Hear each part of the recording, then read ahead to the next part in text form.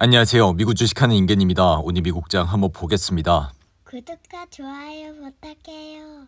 오늘 시장은 트럼프가 해외 제작 여과에도 10% 관세를 부과하겠다고 밝힌 것이 투자 심리를 위축시켜 3대 지수는 일찍 하락을 했지만 서비스업 업황이 예상보단 반등하며 낙폭을 줄이는 모습을 보여줬는데요.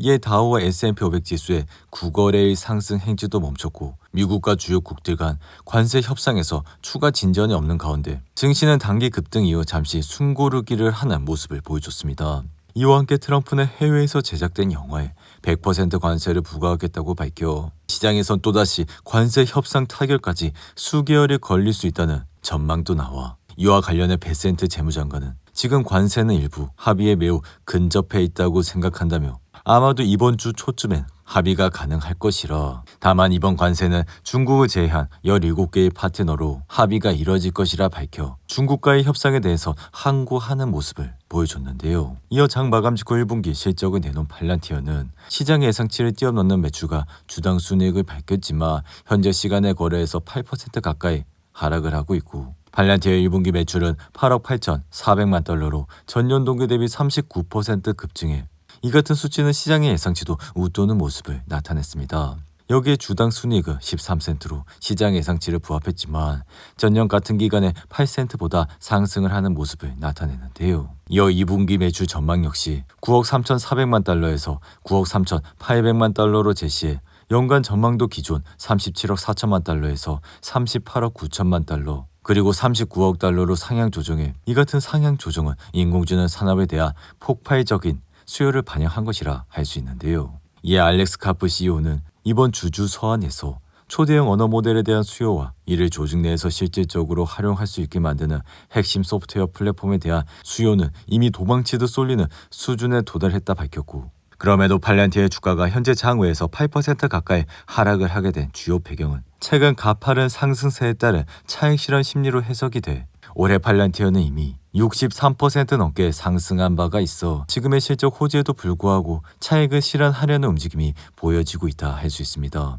여기에 매출은 지난 4분기 36%의 성장세를 보였지만 이번 1분기에서 39% 성장세를 보여 이에 시장은 팔란티어 매출 성장세를 더욱더 높게 봤던 점이 현재 팔란티어 주가가 크게 흔들리고 있는 이유라고 할 수 있습니다. 하지만 팔란티어의 기술력은 지금 국방과 정부 분야를 넘어 민간 기업 중심의 상업용 시장에서도 점점 더 많은 주목을 받고 있기에 AI 소프트웨어 플랫폼 아폴로와 AIP를 중심으로 대형 고객군 확보가 빠르게 진행되고 있어 개인적인 생각으로 앞으로 실적 기조는 지속 가능할 것이라 생각이 드는데요. 하지만 제 아무리 좋은 주식이라도 높아진 주가 밸류에이션에 대한 부담은 어느 기업이나 가지고 있어 팔란티어는 좋은 실적을 냈음에도 불구하고 주가는 현재 크게 흔들리고 있는 모습을 나타내고 있습니다. 한편 이번 주 증시의 핵심은 내일부터 열리는 FOMC라 할 수 있으며 이번 회의에서 금리는 당연히 동결될 것이라 예상을 하고 있기에 다가오는 6월 금리 인하에 대한 신호를 줄 것이냐 그렇지 않느냐가 관건이라 할 수 있어 개인적인 생각은 지난주 4월 고용 데이터가 괜찮았던 만큼 당분간은 금리 인하에 대한 신호는 나오지 않을 것이라 생각이 듭니다.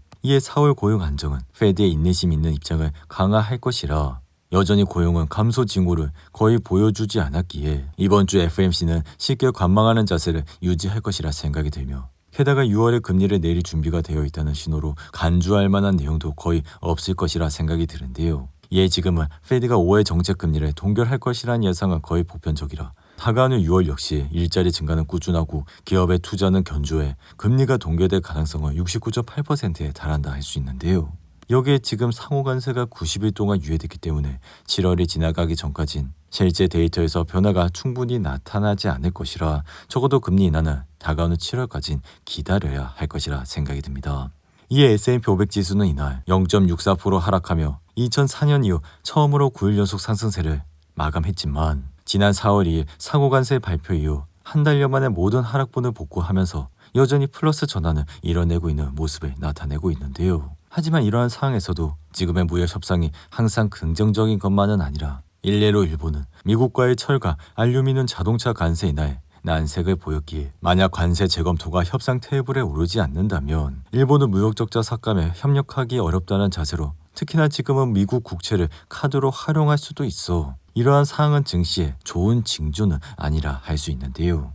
여기에 애플 역시 이날 3% 이상 하락해 지난주 실적을 발표한 애플은 이번 분기 관세에 따른 비용이 9억 달러 증가할 것이라 경고해 비록 아이폰 판매량은 2.6% 증가했지만 이러한 수치는 AI 도입에 따른 슈퍼사이클 기대를 충족시키기에는 모자라 심지어 제품 매출을 보완할 수 있는 서비스 매출은 12% 성장세에 그치며 예상보다 부진한 모습을 보여줬습니다. 이로 인해 제프리스는 애플의 관세 영향이 장기적으로 확대되어 매출 하락폭이 더 커질 수 있다며 목표 주가를 170.62달러로 제시해 중립에서 시장 수익률 하회로 낮췄고 반면 레이먼드 제임스는 애플이 중국 외 지역에서 아이폰 수요를 충당할 수 있는 충분한 제조 능력을 보유하고 있다며 목표 주가를 230달러로 제시하는 모습을 보여줬는데요. 이어 아마존도 관세 환율 변동 그리고 경기 침체 우려로 상당한 영향을 받을 것이라 예상이 돼 실적 발표 후 여전히 흔들리고 있고 이 아마존의 AWS 매출은 16.9% 성장해 예상을 살짝 밑돌고 전분기 19%보다